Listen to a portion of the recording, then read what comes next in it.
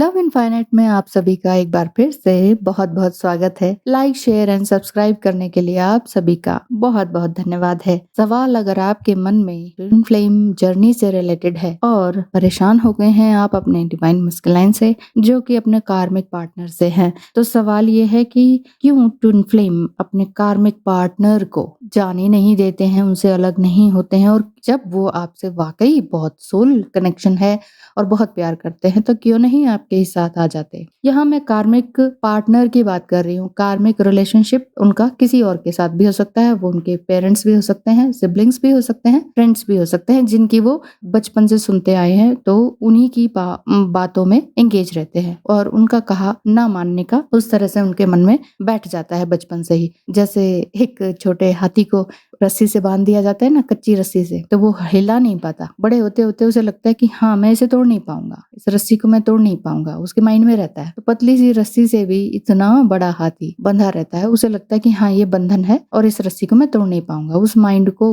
वो mind setup लेके ही बड़ा होता है और उतना ही रहता है। ऐसे ही डीएम को अगर आप सोचे कि वो ये सोच लेते हैं कि नहीं मेरे पेरेंट्स सही है, चाहे वो कार्मिक है, नार्सिसिस्ट है, वो बिल्कुल सही सोचते हैं, सही करते हैं, जो वो कह रहे हैं वही सही है, जो सिबलिंग्स कह रहे हैं वही सही है, वो मेरे बड़े भैया हैं, वो मेरी बड़ी दीदी हैं, वो उन्हें छोड़ ही नहीं पाते हैं, उनकी बातों को ना कर ही नहीं पाते हैं। तो ये तो वही उन सब, या फ्रेंड्स हैं जो बचपन का दोस्त है, यार ये तो मेरा लंगोटिया यार है, तुम इसके बारे में कुछ नहीं कह सकती हो, ये तो मेरा वेल विशर है। आप अगर डिवाइन फेमिनाइन है और आपने एकदम पहचान लिया, आप कहेंगे कि नहीं वेल विशर नहीं है, वो तुम्हारा यूज कर रहा है, तुम्हें सीढ़ी बना के आगे बढ़ रहा है, वो मानेंगे नहीं। वो कहेंगे नहीं उसने तो मुझे बहुत लाइफ में बहुत हेल्प करी है, मैंने उससे बहुत कुछ सीखा है, मानेंगे ही नहीं। तो ये तो हुए साइड, ठीक है, मान लीजिए ये बात भी नहीं है। अब अगर वो सिर्फ कार्मिक पार्टनर के साथ है, मान लीजिए आपके डिवाइन मैस्कुलाइन मैरिड है और वो कार्मिक पार्टनर है उनकी, तो फिर वो समझ क्यों नहीं जाते। तो देखिए कार्मिक बंधन होते हैं, अगर कार्मिक शब्द से ही समझ जाइए कि ये कार्मिक बंधन है, वो एकदम से चाह कर भी नहीं छूटते हैं। जिस तरह से आपने बहुत कुछ समझाया हो कि आपके पेरेंट्स ठीक नहीं कर रहे हैं, या आपके सिबलिंग्स सही नहीं है आपके साथ, या आपके फ्रेंड्स आपको बिट्रायल कर रहे हैं, आपको पता नहीं चल रहा है, स्लो पॉइजनिंग हो रही है आपके साथ डे बाय डे, आप क्यों नहीं समझ रहे। हाईली इंटेलिजेंट होते हुए भी वो नहीं समझेंगे आपकी इस इमोशनल, इस डीप सोल कनेक्शन वाली बात को नहीं समझेंगे, इस डीप दिल से निकली हुई, सोल से निकली हुई आवाज को आपकी वो दरकिनार कर देते हैं, क्योंकि वो ज्यादातर माइंड से सोचते हैं। तो आप ये नहीं कह सकते कि उनकी गलती है, ये है वो है। उन वही जो मैंने जो एक छोटे हाथी का उदाहरण दिया है, वही चीज उनके दिमाग में बैठी हुई होती है। थर्ड पार्टी उनके साथ इन्वॉल्व रहती है। अगर वो थर्ड पार्टी या कार्मिक पार्टनर के साथ रह रहे हैं तो वो एकदम से छोड़ नहीं पाते हैं। अपने दिमाग में जस्ट इस चीज को बांध लीजिए कि वो सिर्फ और सिर्फ आपसे प्यार करते हैं। डिवाइन फेमिनाइन इस चीज को गांठ बांध लीजिए, डिवाइन मैस्कुलाइन सिर्फ और सिर्फ आपको प्यार करते हैं। आपका सवाल गुस्से में ये भी हो सकता है, ये कैसा प्यार है, प्यार मुझसे और बच्चे शादी वहां पर, मस्ती मजा वहां पर, ये कैसा प्यार है। यहाँ आप इस चीज को भी समझिए कि डिवाइन मैस्कुलाइन एक तरह से डिस्टॉर्टेड माइंड भी समझ कह सकते हैं आप इन्हें, क्योंकि उन्हें पता ही नहीं चलता कि क्या सही है क्या नहीं। या आप इन्हें ये भी कह सकते हैं कि इनका चाइल्डहुड बॉन्ड्स बहुत ज्यादा रहे हैं, या ये भी कह सकते हैं कि बहुत ही कंफ्यूजिंग माइंड के होते हैं। एक ही स्टेटमेंट को वो दो तरीके से बोल लेते हैं। मेरे कहने का मतलब है, आज आपको जो स्टेटमेंट देंगे वही स्टेटमेंट नेक्स्ट डे गलत खुद से भी साबित कर देंगे।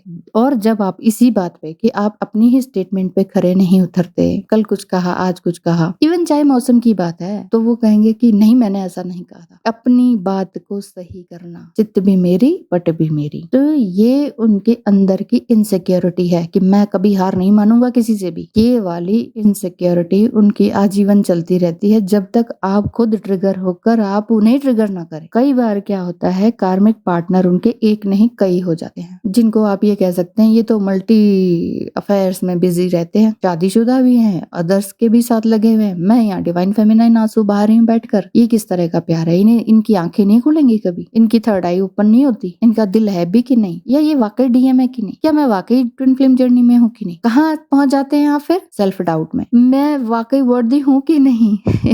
इवन ये पहुँच हो जाती है आपकी, ये सेल्फ डाउट इतना डीप आ जाता है आपका। आपका कॉन्फिडेंस लेवल 0 होने लग जाता है। जब आप उनके पीछे भागते हैं, लिटरली भागते हैं, रोते हैं, बेग करते हैं, प्लीज़, प्लीज़, प्लीज़ मुझे छोड़कर मत जाओ, प्लीज़ मुझे ऐसा मत करो। तब तक वो भागते ही रहेंगे, जैसे फ़िल्मों में दिखाते हैं ना, पैर पकड़ रहे हैं आप, वो भाग रहे हैं, वो छोड़ के भाग जाएँगे। इवन आपके हस्बैंड भी हों वो तो, अगर वो किसी के साथ एंगेज हैं, वो उनका कार्मिक पार्टनर है, वो मान लीजिए आप दोनों की शादी हो गई, आप दोनों ट्विन फ्लेम जर्नी में हैं। आप कहेंगे प्यार तो इतना कुछ था, फिर ये अब शादी होते ही ये कैसा प्यार हो गया? ये इतना सब ब्लेम गेम कैसे शुरू हो गया? उनकी पिछली जो एक्स गर्लफ्रेंड थी वो कैसे आ गई? उन्हीं के साथ क्यों एंगेज हो गए वो? क्यों? क्योंकि अभी पैकेज उनका कंप्लीट नहीं हुआ है। कौन सा? कार्मिक package.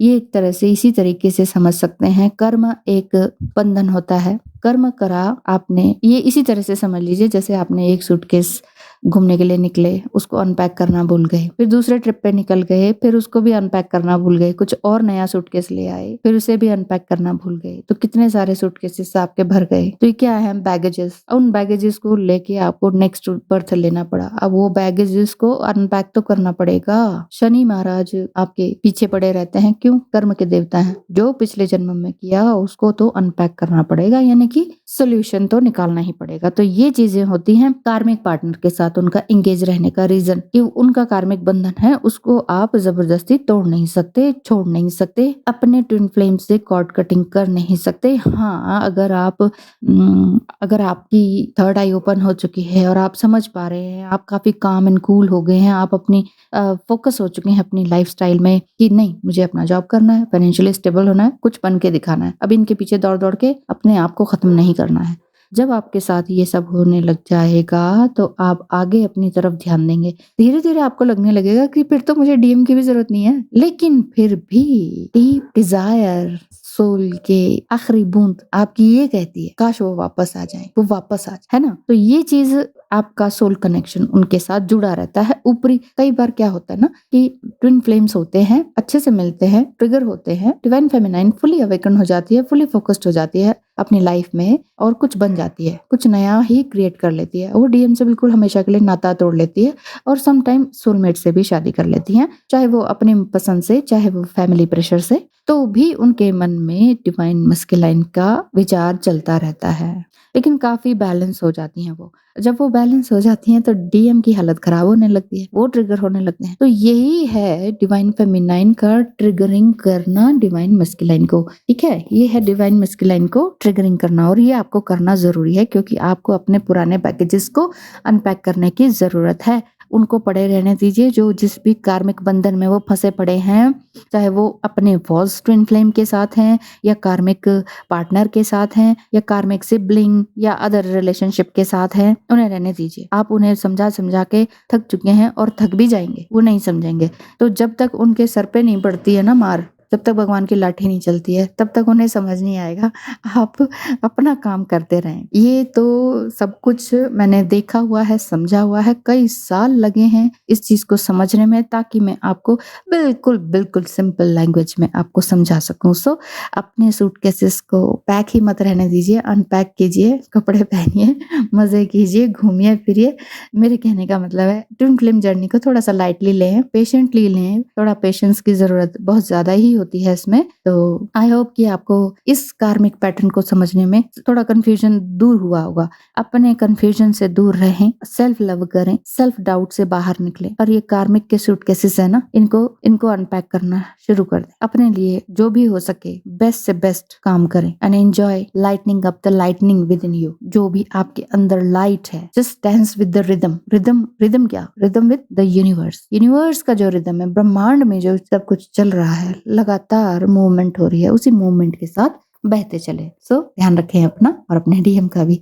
Thank you so much.